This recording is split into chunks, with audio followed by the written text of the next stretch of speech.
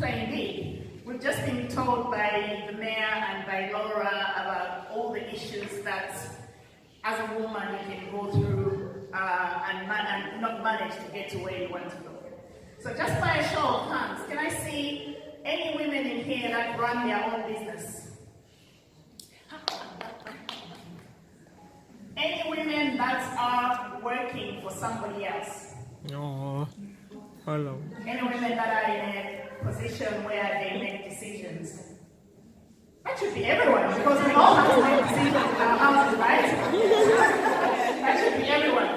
So, I decided to talk about playing big and leaning in because I read 2 books. I read a lot of books. Well, I'm dyslexic, so I don't read very well, so I listen to audiobooks. And a lot of people ask, so how do you write books if you can't read? That's exactly where I'm coming from. You can do anything that you want to do. So I read 2 books from 2 ladies. One is Taramo and it's called Playing Big. Women sitting at the table where all the men are sitting. It doesn't matter what that table is, whether it's in the church, whether it's in a community group, whether it's, as our sister who's just spoken, it's right high at the council. You can do it. Another one is about leaning in. It's about what hoops we have to jump to be able to be where we want to be as women. So just to kick that off, it's a fact. As women, life is tough. Things can be incredibly difficult. Whether or not you have children, you're still the matriarch of the family and people look at you in certain ways. We all grow up being told, women's ahead, not sin. And that can be a very, very difficult place to start. I grew up in a family where my sister was always reciting that to us. When you're sitting there, I used to be a tomboy, so you can imagine climbing trees and she's bringing me down and saying, women are seen, not heard. That can be really, really difficult. And as we grow up, it's even more difficult because there's nobody who's going to come and tell you to get out of bed. So life becomes difficult. I'm sure all of us know of a woman that just has it all covered. She's got a good job, she drives a good car, she has children who seem to just get up and go to school without being told. She's got a husband who does everything for her, and you are there and you're thinking, oh my God, I wish I was with her like that woman. Yeah. But the truth is, we can all be that woman.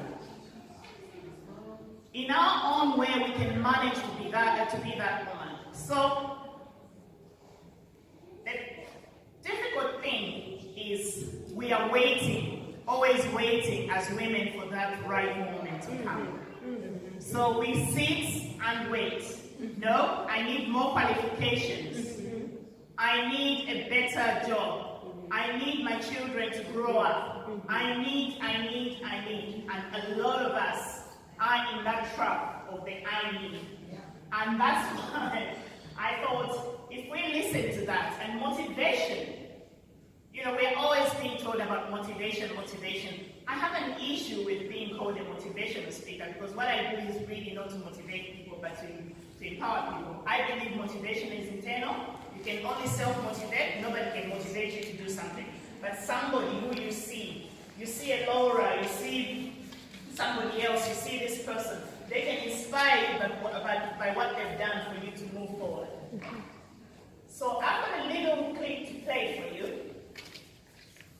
There are so many people in the world, and you may be watching this right now, and you have these incredible ideas, and what you think is missing is motivation. And that's not true. Because the way that our minds are wired, and the fact about human beings is that we are not designed to do things that are uncomfortable or scary or difficult. Our brains are designed to protect us from those things because our brains are trying to keep us alive.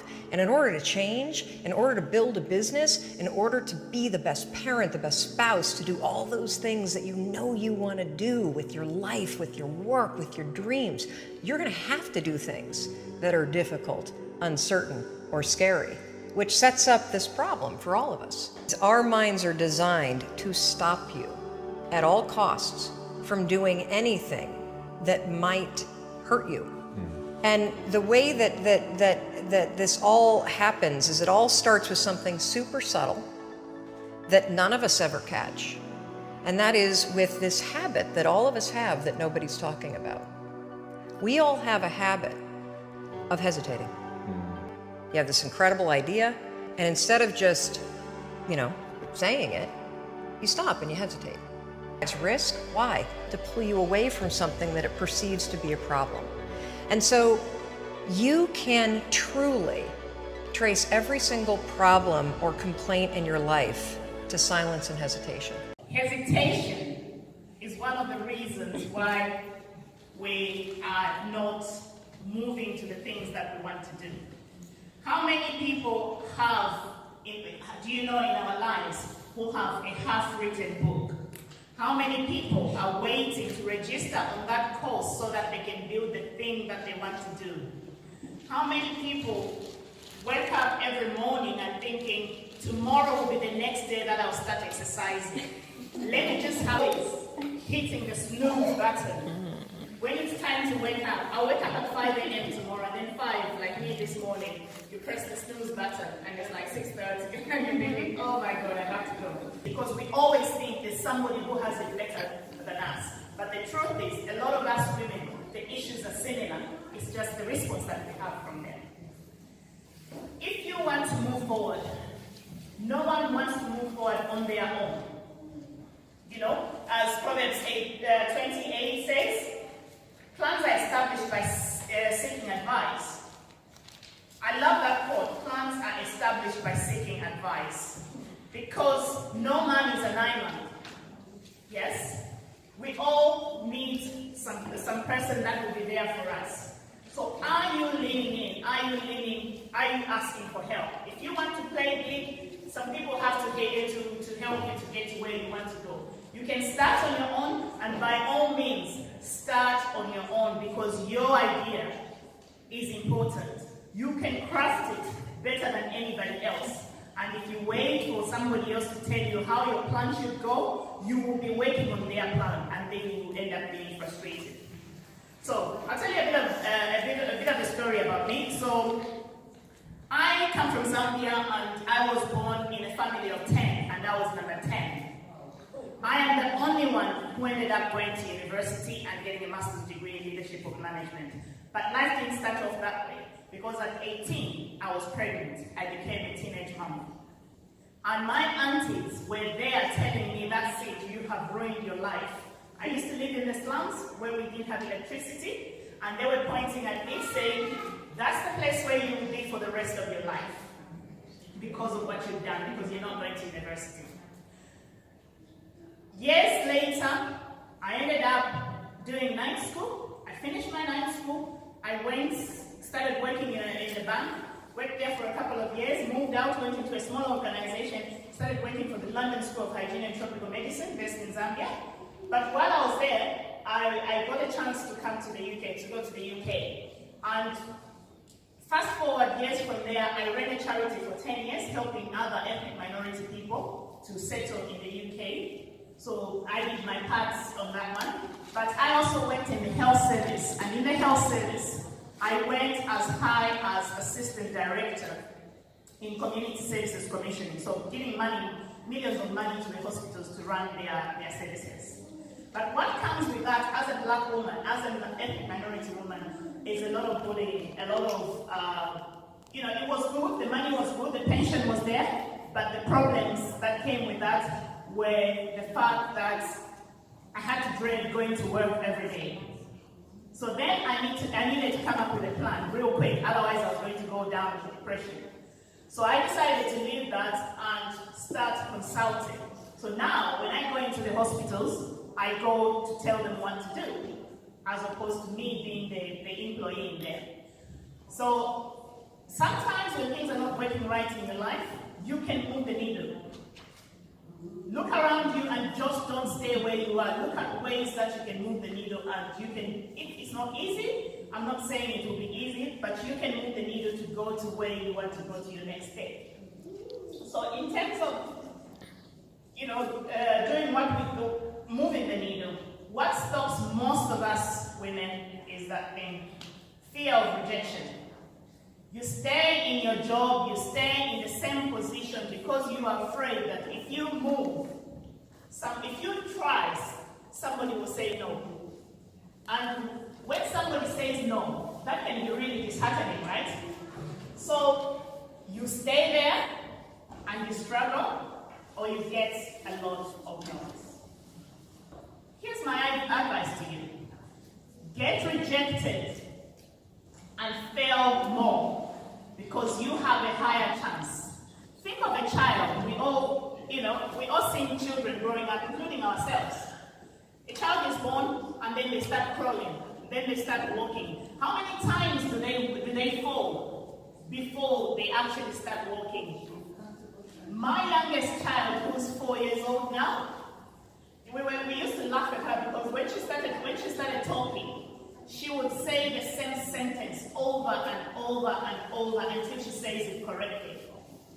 But we lose that spirit somewhere along the way as we grow up because of, it's what we are taught, it's where we are. For so many reasons, we start looking at failing as a bad thing.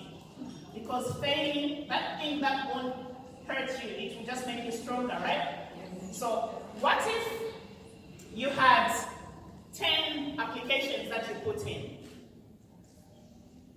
Chances are, out of those, 8 may fail, 2 will call you for an interview, 1 will give you the job. But if you only put in 2, what would happen? The probability is high, right? I don't do maths very well, but I know probability at least. So yes, let's fail more often. Let's do that. Start getting comfortable with failing. I am a culprit of that. I'm always worried about what other people are going to say. And you know what? I now sit back and tell myself, Amina, you've got to play me. Self-talk, because I'm the best mentor I can have for myself. Number 2, don't ask for a mentor. Why am I saying that? Because everybody's saying, oh, I need a mentor. I've got an idea, but I need a mentor. But no, I say no. Don't ask for a mentor, because with a mentor, you will always be behind your mentor. How about asking for 10 advisors for 10 different things that you want to do? How about asking for 10 different coaches for the 10 ideas that you want? That way, you are not indebted to somebody and you're not thinking, oh my God, what are they going to think? And mentors move away. If you build a certain level, with finding a mentor, you tend to build a certain level of dependency on them. What are they going to say? What are they going to think? And your best idea might not be the best idea for them. But when you need advice on a specific thing, you can go to this one, you can go to that one, you can go to Clara, you can go to Laura, you can go to Mary, you can go to whether they are higher than you or lower than you, they are all people that you need. They are advisors. And I would say that is a better way to go than going to look for a mentor or trying to find who can mentor me. And besides, I come from a coaching background, so I do coach business leaders, and I do coach people that are starting up businesses as well. And one thing that I see is a lot of people, right from the big onset, it's like, oh, I asked so-and-so to mentor me. A mentor, usually, you don't need to ask them because they grow up with you, or it's a relationship that grows organically. So if you're lucky enough to have somebody that you go there, that you have, that's good. But just remember that you are better off having an advisor or a number of advisors than having one person that you lean on. At least if you want to play big, because you will always want to, oh, I shouldn't do that. Or if you go higher than that, then you're almost like building a limit for yourself when you have a mentor. So be bold, be brave, and be courageous. Yes, don't worry, I didn't cut off the heads of those people. It was like that. And I know, because it's easy, because let's not look at the faces. Let's look at the hands. Who can do what in a home? If you're gonna be successful and you have a partner, culture, backgrounds, they teach us women do a lot of things in the home. Or you both come back from work with your husband, and then you have to go to the kitchen and start cooking and feed the kids and do that while they sit down and read a newspaper. What if we turn the tables a little bit around? We are in 2018, right? We can ask nicely, our king, you know, honey, I've got this program that's coming up, and it's really important to us as a family.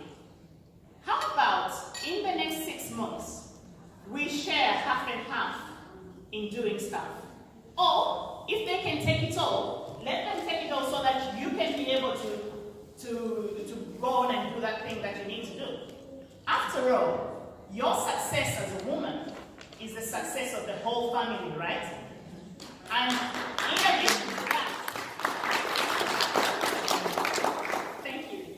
In addition to that, your children are seeing 2 good role models, not one. They are not growing up to see that mommy is the one that's running around, burning out and doing those. And when you burn out, what do? Snap at the kids, snap at the hubby, right? When there's support in the house, everything is happy. I don't know about you, but if I come from somewhere and I'm very tired and I get home and I'm really low, everybody goes to bed at 8 p.m. Because if I'm not talking, then nobody else will talk in the house. It's almost like I carry the weight of the world on my shoulders. And that happens to a lot of us women. But if we were partners in everything, and we were able to ask the person that we live with for help, men are very happy to say yes, as long as they know exactly what you're saying. No coded language. Be direct in your questions, because you will think that, oh, he'll see that I need help. No. Can you please help me do this? And when you finish, if it means writing a list, do write a list, because sometimes our friends, they don't hear it from just you saying, I wish somebody would help me wash the dishes today. Yeah, so let's ask for that help. Getting the right support. Calling on the right people when you need them to help you. Right, the final fact that I want to talk about is, playing big doesn't mean you have to be the top boss. Playing big means it's playing big according to you. There are some women who are quite happy to be the one that's in the background, you are the one that's leading. You are playing big in that scenario. So whatever you are doing, it's still you, and it is still you that is stepping up to that place. For some women, playing big is around making sure that the kids have everything they need for all the time that they are in life. But the other women who playing big for them is wanting to be at that big table. Well, what about being the only woman on a board of 12 in a company? If that's your ambition, that is what it means to you as a person. And you will get a lot of, stick along the way. But what you have to learn is say no often. What do I mean by that? Us women are generally very giving, and we're very willing to help everybody. But if you're going to have an ambition to go where you want to go and to do that thing that is important to you, you have to learn to build up those cards.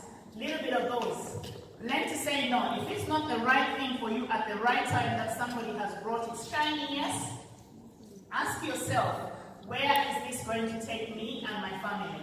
If it's not the right direction, say no, because that will help you to move.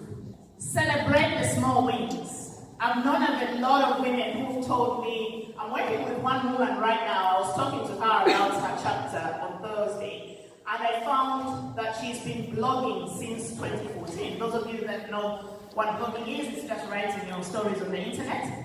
And I was like, you already have like 5 books in there, because if you've been blogging for so long, you're already big. But for her, she's waiting for that big thing that comes and forgetting. Remember to enjoy the journey along the way. Celebrate the little wins. So if yesterday you couldn't speak on stage, and then suddenly you're invited to go and speak somewhere, and with your nerves you get up with your sweaty palms, get on stage and say something for 5 minutes, go back home and celebrate that because you did a great job. If I can't tell you as a fellow woman what it means for you to play big, I want you to hear it from this guy, because I'm sure some of you will have already heard this. You are beautiful. You are smart. You are funny. You are kind. You are unique. Never too much, and you are always enough. You are precious. You are a diamond, a rose, a pearl, the most stunning of all God's creation. You are worth more than you could ever imagine. Worth more than the numbers on the scale, or the hair product you use, or the shoes you wear. More than how many girls wish they were you, or how many guys wish they had you. More than the price tags on your clothes, or the percentage at the top of your math test, or even the number of followers you have on Twitter. Your worth surpasses all earthly things, because in the eyes of the Lord God, you are loved, and you are worth dying for. Regardless of who you think you are, or you've never had anyone you could call a friend, whether you love yourself and love your life, or you can't stand to look in the mirror and you feel as if everything in your life is falling apart, whether you're such a winner or you feel like the world's biggest failure, regardless of who you think you are powerful and strong and capable. Read about the women in the Bible: Esther, Ruth, Martha, Mary. These women changed the world forever. And inside of you, each and every one of you is a woman with that same power and that same strength and that same world-changing capability. And your responsibility is to find that woman and to set that woman free. This is who you are. And any voices in your mind that try and tell you differently are from the enemy. And the next time you hear them, this is what you say. You say, "Nuh-uh, not me, Satan. I am a daughter of the living God, cherished, loved, and adored above all things by the Creator of all things, for the glory of Him who is greater than all things. I am awesome." There you are. I want you to turn to the woman next to you and say to them, or behind you, and say to them, "You are awesome." You are awesome.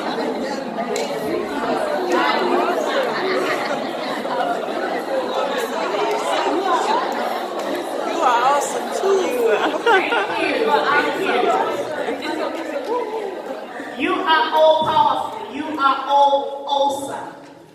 By 2016, I was depressed and I was bullied, and I didn't like, reading or putting myself out there.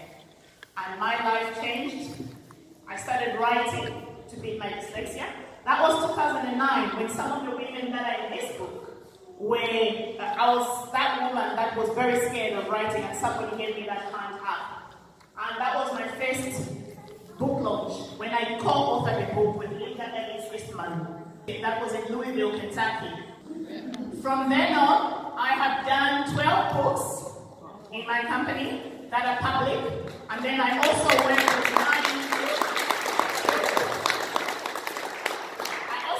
privately, because some people want to write their family chronicles, their family history, and they don't want those published. So I've got 9 people that I've worked with and still going. So you can do it too. We can all do it.